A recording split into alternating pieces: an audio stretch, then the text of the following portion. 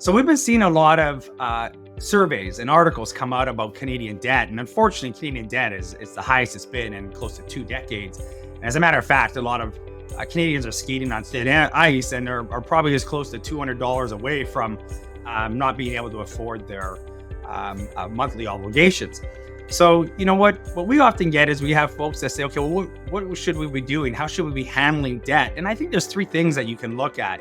So number one is I think you need to assess your debt, and you need to actually start knocking down high interest debt more than anything. So if you have credit cards or you have bad debt, these are some lending vehicles that you could be paying as much as 20 to 30%. So getting rid of those first, I think, is ideal.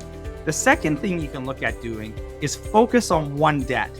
Okay. And there's a lot of different terms for it, but psychologically, it feels good to actually get rid of one debt that we have, and then we can move on to the next one. So instead of spreading your cash amongst a number of different liabilities, focus on one, get rid of it, and then move on to the next one.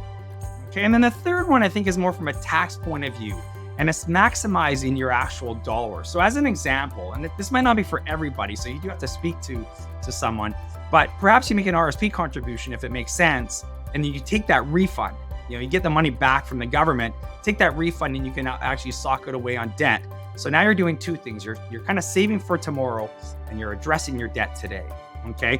Now, one other thing is if you don't have a lot of debt, and let's say you have, kids or what have you, you're doing RESP savings, it's the same thing. Take that refund, that tax deduction, and you can actually roll it back into an RESP and get another grant of roughly 20%, depending if the kids, qualify. So again, a lot of creative things you can do, but the first thing is really reassessing, focusing on it, getting an opinion, and getting a plan in place. So if you have questions, give me a ring or touch base, send me an email, and we can have a quick discussion on maybe how you might want to deal with your financial situation.